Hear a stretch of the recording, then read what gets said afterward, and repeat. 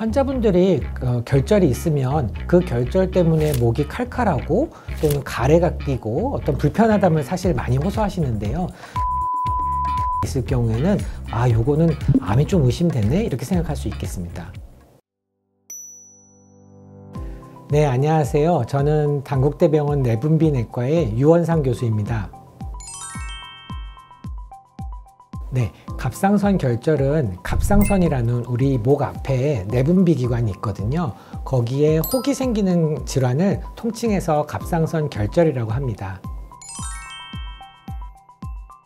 갑상선은 방사선에 상당히 취약한 기관입니다. 그렇기 때문에 어릴 적에 방사선에 노출된 경력이 있을 경우에 결절이 많이 생기고요.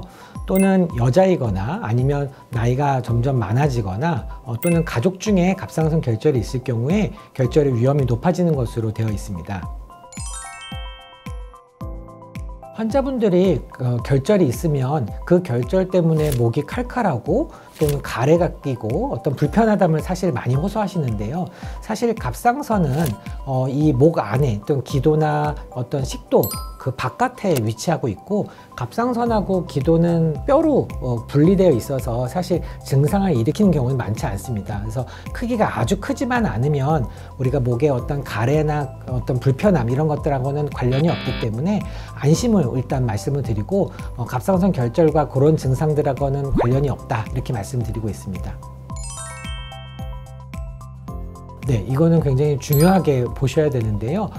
목 안에 갑상선 결절, 즉 이런 덩어리가 딱딱하게 만져지는데 그것이 점점 커지거나 아니면 말랑말랑하지 않고 딱딱하거나 움직이지 않거나 이럴 경우에 암을 의심할 수가 있겠고요. 초음파를 보는 것이 상당히 중요한데, 초음파상에서 모양이 사실은 안 예쁘게 생긴 게 암의 모양입니다. 안 예쁘게 생겼다는 거는 이쁘장하게 동그랗지 않고 불규칙하게 삐죽삐죽하거나 또는 초음파상으로 시커멓게 보인다든지 아니면 바깥으로 파고 나온다든지 그런 모양이 있을 경우에는 우리가 초음파상으로 요거는 암이 좀 의심되네 이렇게 생각할 수 있겠습니다.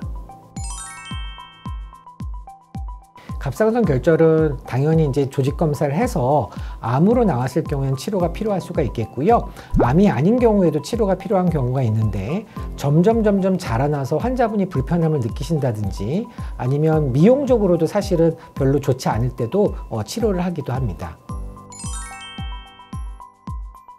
갑상선 결절은 사실은 가장 고전적인 방법으로 수술을 하는 거죠. 그래서 수술이라는 거는 이제 여기를 절개해서 그 결절을 떼어내는 걸 얘기를 하는 거고요. 하지만 수술 이외에도 다른 방법이 있는데, 고주파를 통해서 외부에서 자극을 통해서 결절을 줄이거나 없애는 방법도 있을 수 있겠고요. 또는 에탄온이라는 어떤 약을 통해서 주입을 통해서 그 결절을 줄이는 방법도 있는, 이런 비수술적 치료 방법도 사실은 많이 이용되고 있고 꽤 효과가 좋은 것으로 알려져 있습니다. 갑상선하고 우리가 먹는 음식 중에는 사실 요오드랑 관련이 있거든요. 그래서 기본적으로 요오드를 너무 적게 먹으면 갑상선이 전체적으로 커지는 고이터라는 병에 걸리게 되고요. 요오드를 너무 많이 먹으면 또 오히려 갑상선 기능이 떨어지거나 또는 결절을 많이 만드는 것으로 되어 있습니다. 그렇기 때문에 사실 요오드를 적당히 먹는 것이 사실은 필요한데, 그런데 우리나라는 전 세계적으로 요오드 섭취가 가장 많은 나라로 알려져 있습니다. 그렇기 때문에 우리나라에서는 요오드를 조금 남들보다 좀 적게 먹으려고 노력하는 것이 갑상선 결절을 방지하는 데 조금 도움이 되는 음식 방법이라고 볼 수 있겠습니다. 일반적으로 우리가 많이 먹는 미역국 같은 경우에는 한 달에 한 번 정도 먹는 게 좋고요. 그 외에 이제 다시마 국물이나 김 이런 것들은 일주일에 한두 번 정도 드시는 것이 적당하다라고 얘기를 하고 있습니다.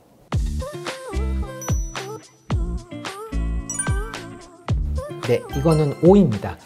갑상선 결절 중에도 사실 종류가 있는데요. 갑상선 결절 안에서 덩어리만 있는 결절 말고 물로 되어 있는 낭성 결절 같은 경우에는 그것이 나중에 저절로 흡수가 돼서 완전히 없어지는 경우도 있기 때문에 자연 치유가 가능합니다. 갑상선 결절을 가지고 계신 분들이 굉장히 많으신데요. 사실 갑상선 결절은 4명이나 5명 중에 1명씩 가지고 있는 굉장히 흔한 질환입니다. 더군다나 결절이 있다고 하더라도 그게 암으로 되는 경우는 1~2% 밖에 되지 않기 때문에 사실 대부분 걱정은 하지 않으셔도 됩니다. 하지만 암으로 되는지를 확인하기 위해서는 주기적인 초음파 경과 관찰이 필요하고요.